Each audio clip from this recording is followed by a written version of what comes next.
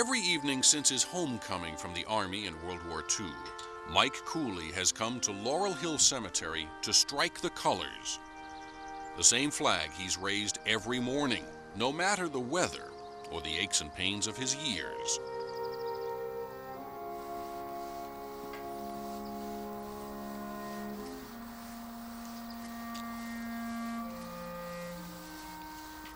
The flagpole is next to the grave of his boyhood friend, Doug.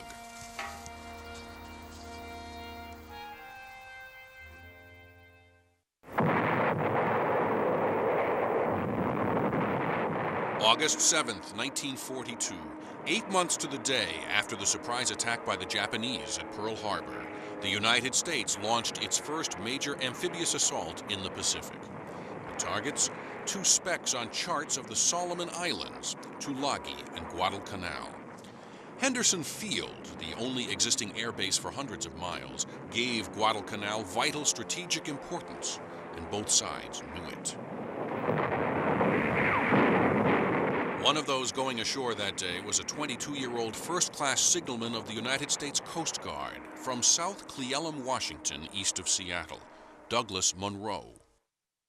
Munro joined the Coast Guard on the same day as the man who would become his best friend, Ray Evans. At Guadalcanal, they often served as coxswains and crew on landing craft under Commander Dwight Dexter, taking Marines to various parts of the island. From the beaches, the Marines would fight their way into real estate controlled by the Japanese.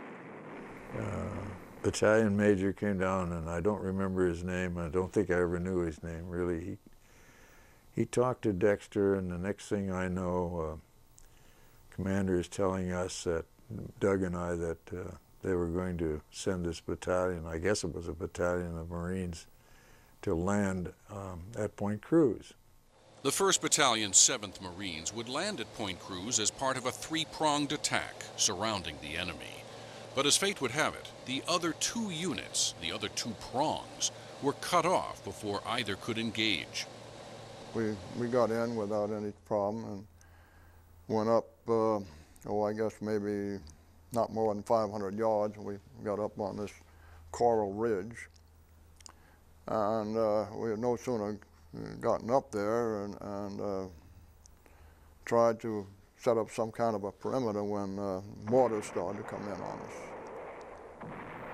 And Major Rogers was the senior officer present and command of that particular operation at Point Cruz. And one of the mortar shells came in and landed either on him or close to him, because it just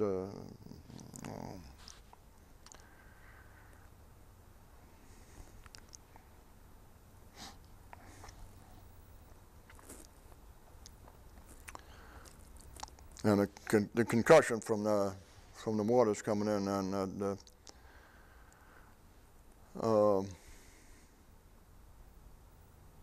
caused people to be blown about, and knocked me down, and then after we got up and got ourselves composed and knew what the hell was going on, and the Japs were starting to come up the hill.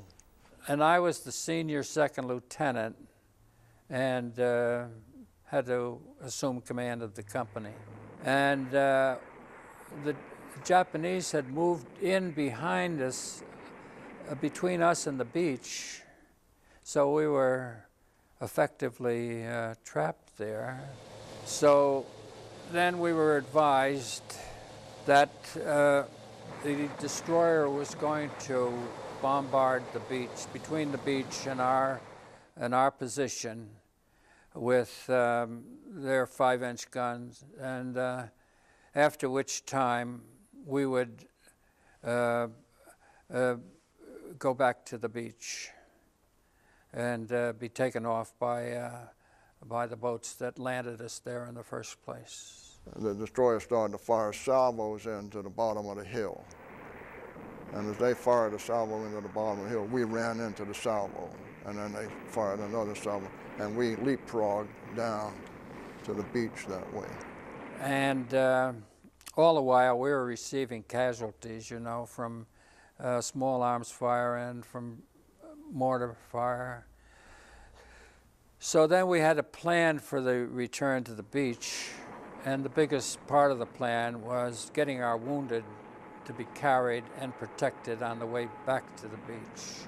As I found out later, Doug Munro, who was in charge of the flotilla of boats at the time, assembled boats and started them in. And it was his leadership that brought the rest of the boats in, and they came in to get us. And you can pretty much imagine what the hell that beach was like at the time, because all hell was breaking loose. The Japs were throwing mortars in on us, and hand grenades and heavy machine gun fire and things like that. And about that time, that's when the boat, what later found out was operated by Douglas Munro, had peeled off. He had spotted reinforcements coming down the beach line from Cape Esperance. And we had to wade out 60, 70 yards to get on the boat. They couldn't come in because of the coral there any further in. So actually our people would have been sitting ducks, you know, going out to the boats. And so when he engaged them, it gave us the leeway to get the rest of our people off the beach. Doug was facing forward and I was standing up by the coxswain looking back. I saw this line of water spouts coming across the water, and I yelled at Doug to get down. He couldn't hear me over the engine noise, and it hit him. It was one burst of fire. And that's how he died. And that's how it happened. But more than that had happened. Munro's shipmates learned later just how many lives his actions had saved. Heroism that would make Munro the Coast Guard's first, and to this day only, Medal of Honor recipient. You never think about dying. Even in that situation with the war going on and bullets flying around, you don't really think about it. You just do the job, and I guess you anticipate that you're going to be okay. And then one day one of you isn't okay, and it's pretty tough.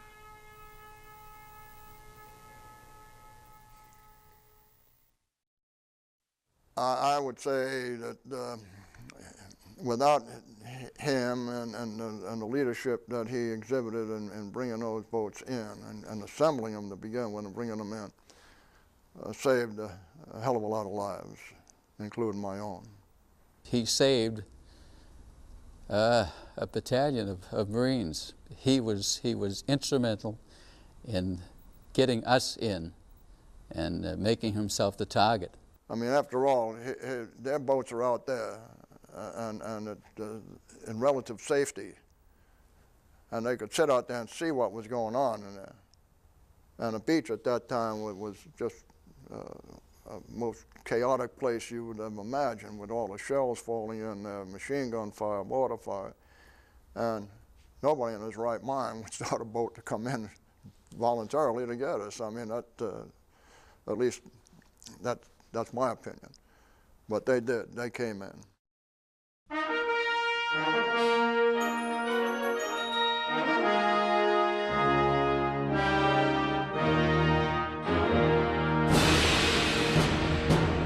They came in, the men and women of the Coast Guard, there when they're needed, doing what has to be done.